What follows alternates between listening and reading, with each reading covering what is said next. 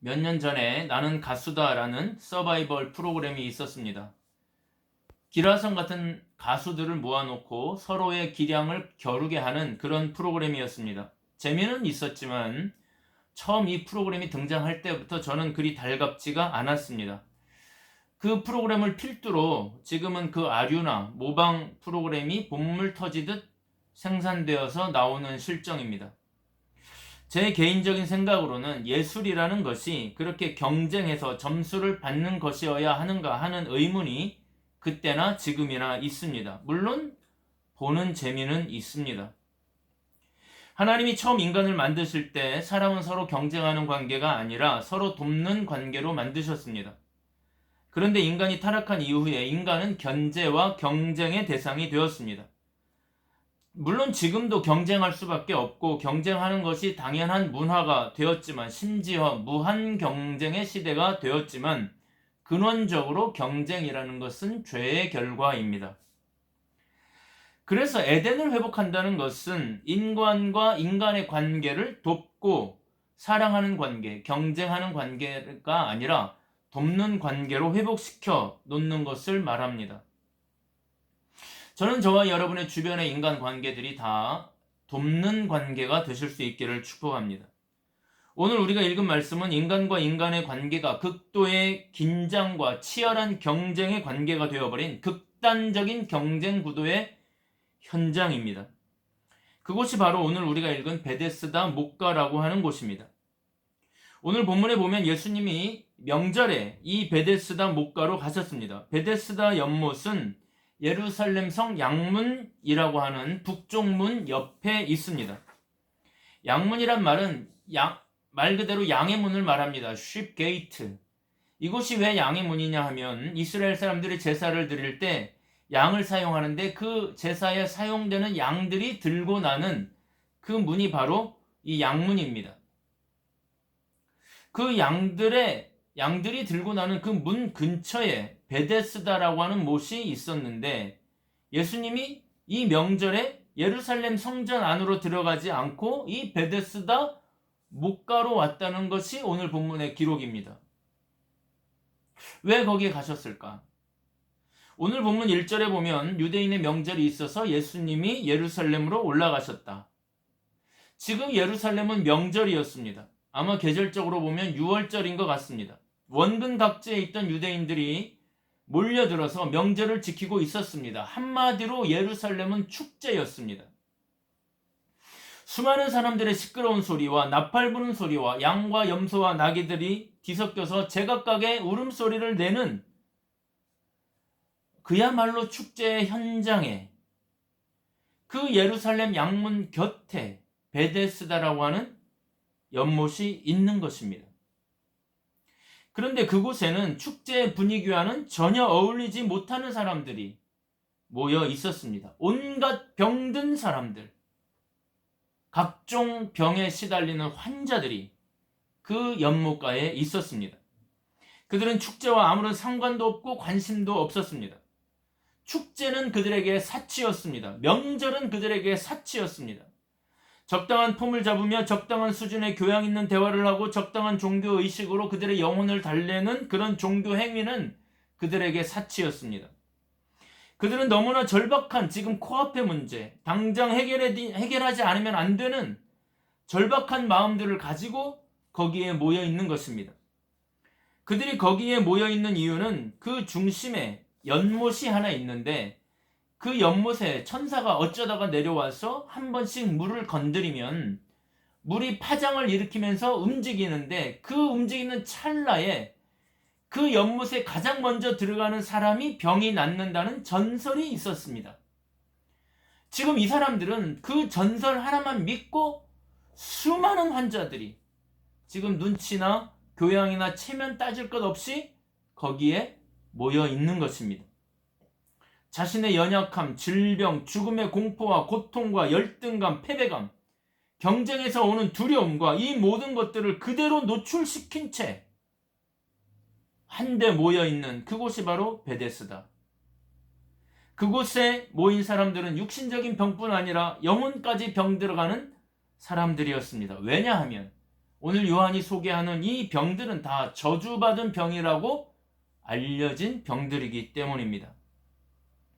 세상에서 버려진 사람들, 심지어 신조차 버렸다고 생각하는 사람들, 스스로도 나는 버려진 존재라고 인식하고 있는 그 사람들, 그러니까 그들의 영혼은 얼마나 병들어 있었겠습니까? 여러분, 베데스다라는 말이 원래는 벳 그러면 집이란 말이고 헤세드 그러면 은혜, 자비라는 말이니까 베데스다는 은혜의 집이라는 뜻입니다. 그러나 전혀 은혜롭지 않은, 전혀 자비를 받지 못한, 여러분 읽어보셨겠습니다만 현진건의 운수 좋은 날과 같은 가장 운수 없는 사람들, 가장 팔자가 사나운 사람들, 가장 은혜 받지 못한 사람들이 이 역설의 장소에 모여 있는 것입니다. 바로 그곳에 우리 주님이 찾아오신 것입니다. 사랑하는 여러분, 주님은 적당히 폼잡고 적당히 웃어주고 적당히 교양 있는 대화를 나누고 적당히 율법적이며 적당히 종교적인 사람들이 모여있는 곳, 정말 절박한 삶의 문제에는 등한치 않채 적당한 거담론에 빠져서 추상적이고 관념적인 사변들이 넘나들고 있는 그런 종교나 그런 정치나 그런 학교나 그런 토론회장이 아니라 화려하고 멋진 오케스트라가 울려 퍼지는 웅장한 성전 안에 가신 것이 아니라 오히려 그 축제의 분위기에 전혀 적응할 수도 없고 상관도 없는 사람들, 주류 사회에서 완전히 소외되고 배제된 사람들, 자신의 육신적인 병과 영적인 병을 그대로 노출한 채 상처난 가슴들을 가지고 그래도 경쟁에 뒤처지지 않으려고 고통하며 발버둥 치는 사람들, 그 처절한 아비규환의 현장으로, 그들의 툼바구니 안으로 우리 주님이 오셨다는 사실을 기억하기를 바랍니다. 그 중에서도 가장 오랜 중병을 앓고 있는 사람, 38년이나 누워있는 사람, 누가 데려다 주지 않으면 그 자리에 있지도 못하는 사람, 자기 힘으로는 아무것도 할 수 없는 사람, 가장 부적응자, 나는 아무것도 할 수 없다고, 내가 하려고 하면 다른 사람들이 먼저 해버린다고, 나는 이 구도에 적응할 능력도 자격도 없다고 고백하는 사람, 낫고는 싶지만 아무도 나를 도와주는 사람이 없다고 말하는 절대적인 패배의식에 사로잡혀 있는 그 한 사람. 오늘 주님은 그 사람을 찾아가셔서 그 손을 붙잡고 일어나라고 말씀하시며 단번에 일으켜버린 사건, 그 사건이 오늘 베데스다 연못가에서 일어난 사건인 것입니다. 나는 오늘 이 본문의 기적의 주인공이 저와 여러분이 되실 수 있기를 주님의 이름으로 축복합니다. 사랑하는 여러분, 오늘 말씀을 보십시오. 오늘 말씀에는 대단히 감동적인 동사 2개가 나옵니다. 첫째는 보시고입니다. 6절에 보니까 예수님은 그 사람을 보셨습니다. 예수님은 누워서 꼼짝달싹 못하는 한 사람을 보았습니다. 이 사람이 예수님을 발견한 것이 아니라 예수님이 이 사람을 보고 계셨습니다. 육체적으로 병들어 있는 그 혼자서는 아무것도 할 수 없는 사람, 이 험한 경쟁의 세상에서 아무것도 할 수 없는 고독하기 짝이 없는 실존을 주님이 먼저 보셨습니다. 사랑하는 여러분, 오늘도 우리는 예배를 드리고 있습니다. 이 예배에 와서도 나는 아무도 나를 봐주는 사람이 없다고 생각하는 사람들이 있습니까? 나는 언제나 혼자다 라고 생각하는 사람이 있습니까? 나는 아무리 발버둥 쳐도 되는 게 없고 주변의 사람들은 나에게 너무 무관심하다고 생각하는 사람들이 혹시 있습니까? 사랑하는 여러분, 잊지 말기를 바랍니다. 아무도 나를 봐주는 사람이 없을지 몰라도 주님은 오늘 당신을 보고 계시다는 것을 기억하기를 바랍니다. 지금 이 순간 우리 주님은 당신을 보고 계십니다.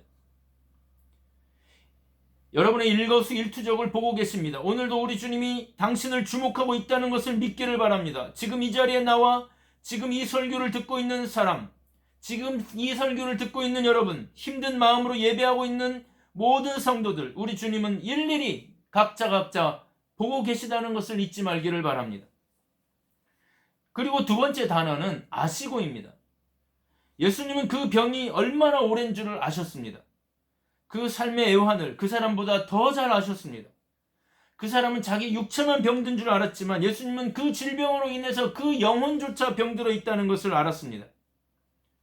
저는 이 본문을 가지고 환자들 신방을 참 여러 군데 했습니다. 그리고 강단에서도 이 설교를 여러 번 했습니다. 여러분, 환자들, 특히 오랜 병을 앓고 있는 환자들의 가정을 가보면 환자도 환자지만 그 환자를 돌보는 그 가족들이 얼마나 지쳐 있는지 모릅니다. 환자는 육신이 병들어 있지만 그 가족들은 영혼이 지쳐 있었습니다. 그들은 모두 쉼을 갈구하고 있었습니다. 사람들은 누가 아프면 처음에는 다 관심을 갖습니다. 목사도 장로도 교회도 다 관심을 갖습니다. 그러나 그 병이 길어지면 관심에서 점점 멀어집니다. 교회에서 만나도 그런가 보다 합니다. 그러면서 환자도 가족도 지쳐가고 있는 것입니다. 그런데 그때 그 마음을 아시는 분이 등장하는데 그분이 바로 예수님입니다. 오늘 주님이 말씀하십니다. 내가 그 마음을 안다. 내가 다 알고 내가 다 보고 있다. 사랑하는 여러분, 오늘 말씀에는 보시고와 아시고라는 단어를 구분해서 사용했지만 영적으로는 큰 구분이 없습니다. 우리 주님이 마치 축제의 성전에 가신 것이 아니라 베데스다의 고독한 한 영혼을 찾아오신 것처럼 이미 주님은 여러분 곁에 와 계셨고 여러분의 모든 것을 봐오셨고 그 모든 것을, 그 모든 아픔과 슬픔을 알고 계시다는 사실을, 예수님은 그 모든 것을, 그 모든 아픔과 슬픔을 알고 계신 줄로 여러분은 꼭 믿으실 수 있기를 축복합니다. 여러분이 지금 어떤 심정으로 교회에 와 있는지, 여러분이 어떤 심정으로 이 설교를 듣고 있는지, 여러분의 삶의 현장에서 느끼는 고독이 어떤 것인지, 그것이 얼마나 오래되었는지 우리 주님은 너무나 잘 알고 계시다는 것을 꼭 기억하기를 바랍니다. 예수님은 너무나 잘 알고 계시기에 지금 그 처방전을 쓰고 계십니다. 지금 여러분의 영혼 안에서, 여러분의 삶의 현장에서, 우리 교회 곳곳에서 이제 그 처방이 시작될 것입니다. 주님은 어떻게 처방해야 될지 계획을 갖고 계십니다. 그런데 처방하기에 앞서서 문제는 예수님이 너무나 궁금해하는 한 가지가 있습니다. 그것이 무엇인가? 6절 말씀해 보니까 예수님이 그 사람을 보시고 이렇게 말씀하십니다. 네가 낫고자 하느냐?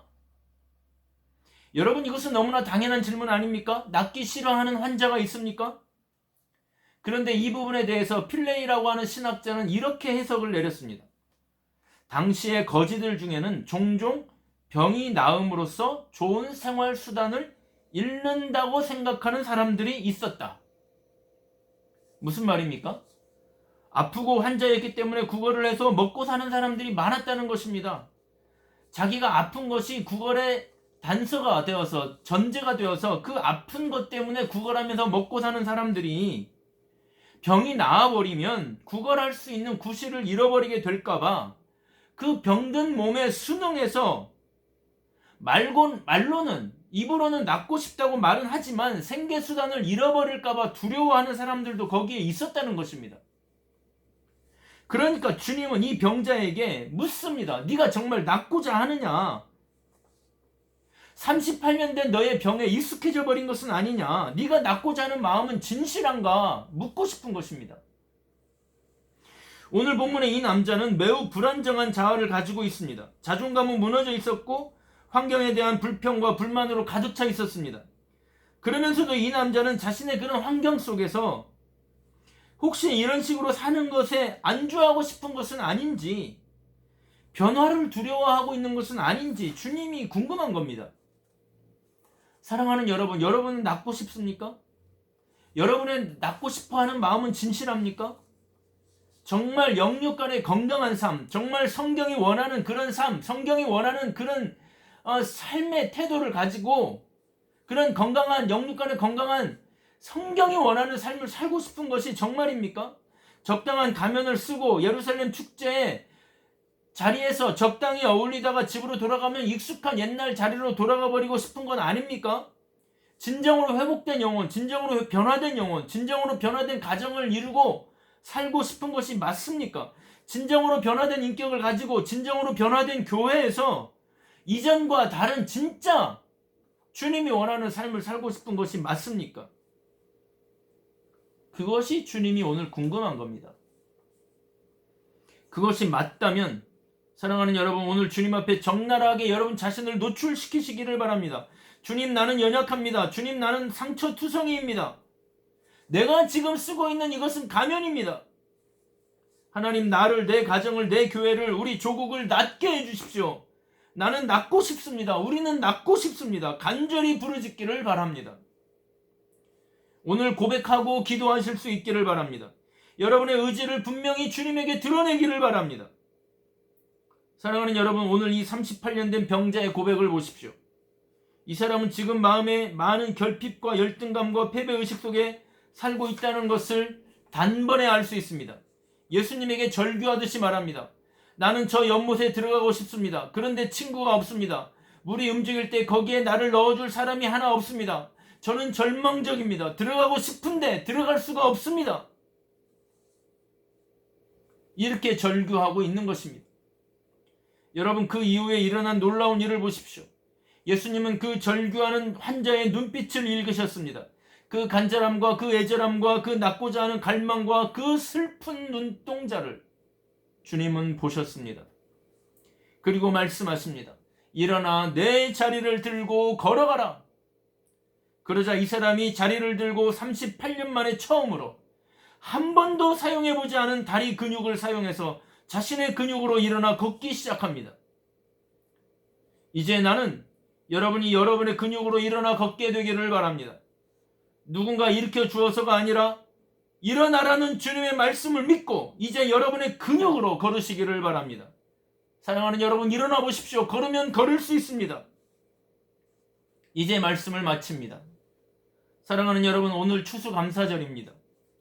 우리는 우리의 힘으로 살아온 것 같지만 이 코로나 시국에 주님이 우리를 보시고 우리를 아시고 우리와 늘 함께 해 오셨기 때문에 오늘까지 우리가 살아온 줄로 믿습니다. 그 사실에 먼저 감사하실 수 있기를 바랍니다. 그러나 이 추수감사절이 단지 감사에 그치는 것이 아니라 오늘 이 38년 된 환자에게 일어났던 기적이 저와 여러분에게 일어나는 기적의 날이 되기를 축복합니다. 그 비결은 우리의 진심 어리고 간절한 기도에 있습니다. 낫고자 하는 진심에 있습니다. 그리고 두 번째는 우리의 근육으로 일어나 걷는 데 있습니다. 주님은 이미 우리 곁에 와 계십니다. 주님은 이미 우리를 알고 계십니다. 이제 일어나 걷는 것은 우리의 몫입니다.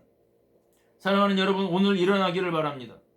더 이상 절망의 자리에 있지 말고 여러분의 근육으로 일어나기를 바랍니다. 주님은 이미 우리의 손을 붙잡고 일으키고 계십니다. 주님의 처방은 이미 시작되었습니다. 주님이 함께 하심을 믿고 다시 일어나 걷고 뛰는 저와 여러분 되기를 주님의 이름으로 축복합니다.